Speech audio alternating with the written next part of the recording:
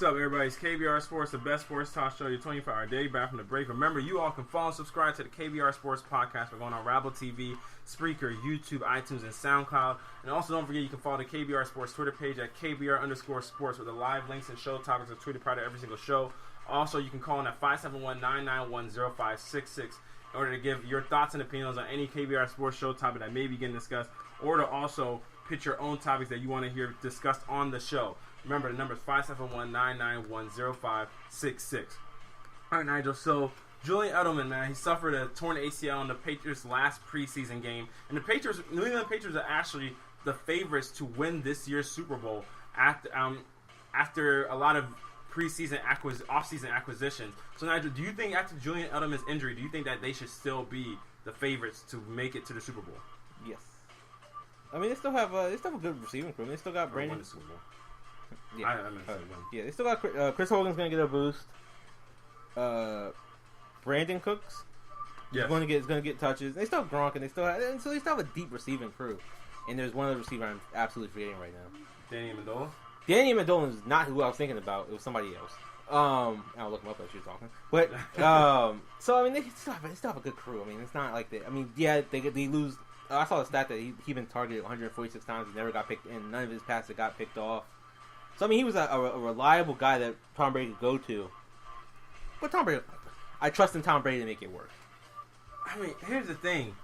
The man, last season, 159 targets, 98 receptions, 1,106 receiving yards, 3 touchdowns. Yeah. He accounted for 31% of Tom Brady's yardage production. I mean, that's a lot. That's a lot. And if this were a young quarterback, I'd be worried. Because it's Tom Brady. But Tom Brady, I trust that Tom Brady will somehow not be hampered by the Nigel, that's 73 more targets than the next guy, who was James White, the running back. So not even one of the other receivers. It was a running back. It was the second guy in targets. Wasn't Danny hurt last year? James White? Danny Amendola? Yeah. I think we're part of the season, yeah. Part of the season, but he only had 20 targets. He was in the 20s. He was injured last year. 20 targets? He was injured last year. Whew. Gronk was hurt last year, wasn't he? Gronk was hurt last year. And they added some pieces. So, I mean, like I said, they added Brandon Cooks. I mean, they have how many touches they Brandon Cooks, 117. Not Brandon. The first guy, Chris Hogan. Chris Hogan? Yeah. Chris Hogan was he came on late though. Yeah, he came on later in the season. That's what I'm saying. Chris Hogan had he was at 58 targets for 38 receptions. Yeah. So even Martellus Bennett, I think, in terms of a receiving option, was the second. And they got Dwayne Allen as well.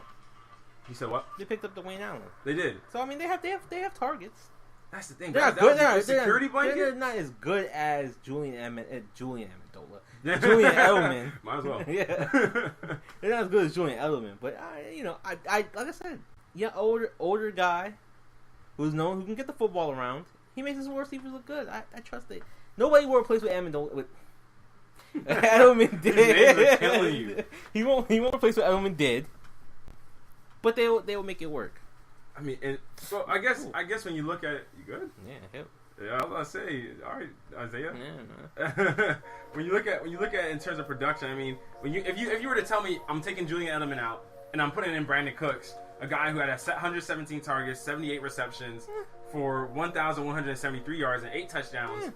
Far less targets and far less receptions, and yet more production in that view with Drew Brees. So I mean, if you tell me, and Brandon Cooks has played some slot, so he has the ability to play in the slot like Julian Edelman does does for the most part. Exactly. So I think they still deserve to be the Super Bowl favorites, like because when you add Stephon Gilmore in your backfield. In your defensive backfield, and then you bring back Malcolm Butler, you add on Brandon Cooks, you bring on Dwayne Allen. Like it's at some point it's just like it's overkill. Like you just have so many. You have James White in your backfield. You have Malcolm Mitchell. You have Rob Gronkowski going to be coming back healthy, and Rob Gronkowski has shown to be the most unstoppable force when he's on the football field as a receiving target. He can't be defended by anybody, including the Seattle Seahawks secondary, including the Denver Broncos secondary. Nobody can guard Rob Gronkowski when he's on the field, and he's that much of a draw that it's like I feel like this was sort of a sign from God.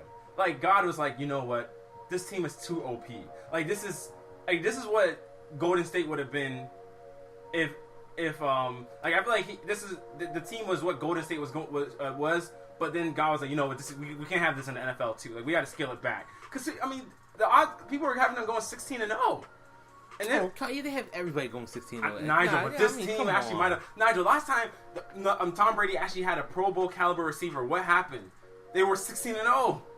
Last time he had a guy of a top tier talent like Randy Moss. They went 16-0, and then obviously lost the Super Bowl to the New York Giants. But that was arguably the best team of all time. You look at this team. I mean, you look at the roster up and down. I'm not mad at it. I'm not mad. You blame people for thinking they could go 16-0. Yeah. Every single year. Remember the Seahawks were going 16-0? It wasn't as big as this, though. I'm just saying. It wasn't as big as this. Every time somebody has a great season, say, oh, they're going to go 16-0 next season. They never do. It's too hard to go 16-0. But, Nigel, they only lost 2 games this season, and Tom Brady was suspended for the first 4. I'm just saying, stuff happens. Stuff does happen, but exactly. When you let's look at the schedule. Kansas City. Tough game. New Orleans. Tough game. Houston. Carolina. Tampa Bay, New York, Atlanta. Which New York? Jets. Atlanta Falcons. Tough Los game. Angeles Chargers. Tough game. Denver Broncos. Tough game. Oakland Raiders. Tough game. Miami Dolphins. Buffalo Bills. Miami Dolphins. Pittsburgh Steelers. Tough game. Buffalo Bills. Tough game. New York Jets. Okay, so they have to go to Buffalo once. They have to go. I'm not gonna count New York. They have Kansas City, Atlanta, and some other teams I wasn't listening with. Some of them. Tampa Bay. Tampa Bay's supposed to be better. I said Pittsburgh first, I think. They got 5 tough games on there. But the thing is, none of those teams are defensively as sound as the Patriots. No, but Brittany, that's not my point. The point is they have to lose. My point is that one of those games, they have to. If they don't play a good game in one of those games, they could lose that game. Oh man! But the thing is, the likelihood of them doing it versus any other team doing it. I remember what Bill Belichick said. All he needs is the other team to make more mistakes. Floyd Mayweather goes by the same point. Floyd Mayweather says, "I'm not perfect.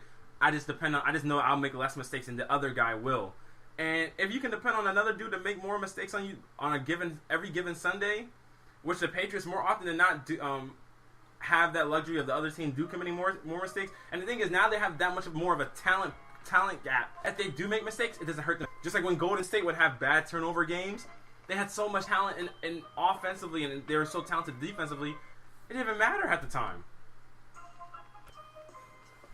All right, Charles, we're gonna go on. You really think hold on a second? You really think the Patriots? Well, give me a percentage. How much do you think? What percentage do you think the Patriots go 16-0? If Julian played. If Julian played? Yeah. 60% chance. Okay. Bring it. 57. No, 57. I say 57. Shut up. Go 60. I'm thinking about how don't use some stupid number. Don't use some stupid number like 7. You 60. Because now he's hurt. Just round the number up. No. I said with, a good chance they with can. Julian Edelman. I said with him. With Julian Edelman? Yes, I said that. So, I guess hard question. Because let me think about it. Because I say over 50, then it's more likely than not that I'm saying that they will go 16-0. But it's unlikely they will go 16-0 because it's so tough to do. But I'm saying this team is the most likely team to go 16-0. I asked a simple question. Okay. Give me a percentage. Okay. 38%. That's with Julian Edelman. With Julian Edelman. Without Julian Edelman, it's 57%. No. Without Julian Edelman, it's 22%.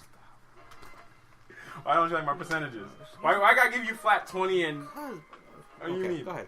All right, y'all. We're going to transition to our next topic. When we come back from our break, we're going to talk about which team in the NFC East should be the most concerned after seeing how they perform so far in the preseason. Stay tuned, y'all. It's KBR Sports, the best sports talk show 24-hour day.